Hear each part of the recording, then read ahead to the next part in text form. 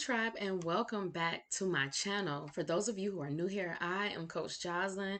I'm a certified life coach and speaker, and today we are talking about closure. I don't know why, but this subject has been on my heart, especially today. So I thought that this would be a great opportunity to go ahead and talk about how to get closure. Because something that you may realize is that a lot of times people don't want to give you closure. They may keep you stuck in this place. And the thing is like, if you don't attempt to get closure from different situations and people, what'll happen is you'll stay stuck in that season. You'll stay stuck in that situation. And next thing you know, you still stuck on something from 2003 and it's 2023 and you like, well, I still haven't had a chance to get over that yet. And it's because you're waiting for somebody to apologize. You're waiting for someone to say that that thing was wrong or what they did was wrong when that time may never come. So I want to help you get some closure because, of course, I have experience in this, and we'll talk a little bit about that because I think that it's important to know number one, that you are not alone in your situation, but also that there's other people who go through these things, but you don't have to stay in that position, that you can actually move on. So, one of the things that happened to me that made me focus on closure was that some years ago, and some of you who've been around here for a while, you already kind of know this story, but I'm going to keep it short and sweet and kind of to the point. But long story short, when I was in the military, I was dating this guy, and it was somebody that I had grew up with. We already knew each other, but he pursued me and we were always really cool. So I was like, why not give him a chance, right? So we were dating in about, I would say probably about a year and a half in almost, was I just couldn't get past this nagging feeling that something wasn't right. I was like, everything he does is great. He takes care of me. He's real cool, but that don't mean nothing if it don't feel right. You know what I'm saying? When you know in your heart and in your soul, like, something ain't right in this situation. So let me try to figure out what it is. And long story short, I found out that he was actually still married. He had lied to me and told me that he was divorced, but he was actually still married. He had a baby on the way, the whole nine. Now I know you probably like, girl, how you ain't know that? Well, because we were long distance dating and he was in the military and so was I, but we were in different branches. So he was about 4.5 hours away from me. So, little did I know he was living a whole nother life. While I was in Florida, he was in Georgia living a whole nother life.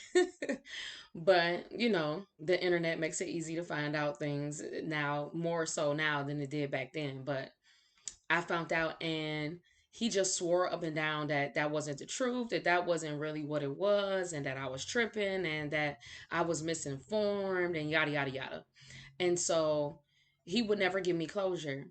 He would do things like, he'll think like, well, if I give her a month break, then I can come back in, or, so he would call me every now and again. He would, and I'm talking about like often. I don't mean like, it was like a year later. It was like until I literally had to say like I went out to Japan, was my next duty station. I had went to Japan and he still found me there.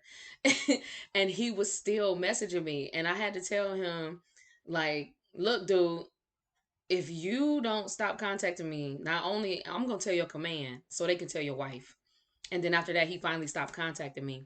But he would never apologize. He would never say that he was wrong. He would never say that what he did was wrong. He didn't say that he was sorry for hurting me, for lying to me, for putting me in a situation that I didn't want to be in. So that's when I learned that I had to get closure for myself, and that I couldn't wait for him to apologize. To this day, well, I ain't got to deal with him, baby, so it don't even really matter. I already got my closure, but to this day, I never got the closure. And this was like, oh wow, this was like 10 years ago that this situation happened.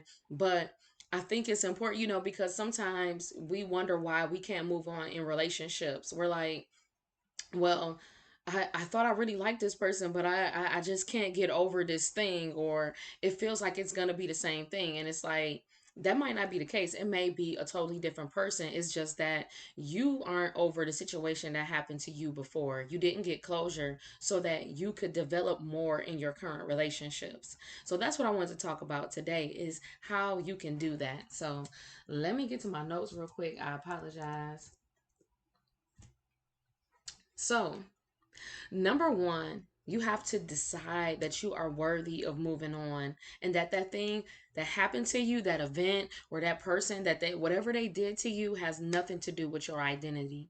Because a lot of times we take titles and events and we say, well, this is my identity now. I am identifying as a victim. I am identifying as a person who can be easily manipulated. I am identifying with the fact that people will always mistreat me when that's not the truth. Keeping yourself from closure makes you believe those type of things, and those things are a lie. You are not a victim. You can move on from victimhood. You don't have to stay there. You are not a person that's easily being taken advantage of or can be taken advantage of. That's not true for you.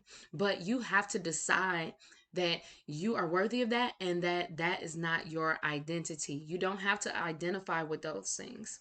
So that's number one. You have to make a decision. You get to decide how your life goes, and you get to decide what direction you take in your life. You don't always have to be in a negative space. You can absolutely move to a positive space. Number two is to remove yourself from that situation and look at it for what happened. So, in the situation that happened with me, I had to remove myself from the situation and say, okay, what was this situation really about? What really happened? The truth was that he just wanted to see what it was like to be with me. He may have wanted to be with me when we were growing up and we just never had the opportunity. Whatever the situation may be, the reason he chose to do what he did had nothing to do with me and everything to do with his mindset. So when I removed myself from the situation and saw from what it was, and then at the time, I had to say, girl, you ain't as knowledgeable then as you are now. Of course, experience brings knowledge. So all that happened was that I got taken advantage of. Like, okay, but now what signs do I look out for? What is it that I need to say, okay, hold on.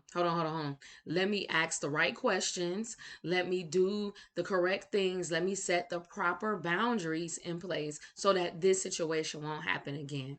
I have to remove my feelings from it only just to say that I need to see it for what it is, because a lot of times we get our emotions in things and it prevents us from moving on, because we'll have this spirit of anger instead of having this spirit of, okay, let's be solution oriented. So that's the main focus. I want you to be solution oriented. Remove your feelings from the situation so that you can look at it for what it was, so that you can gain knowledge from the situation. What was the lesson? What was the knowledge that you needed to take from that situation?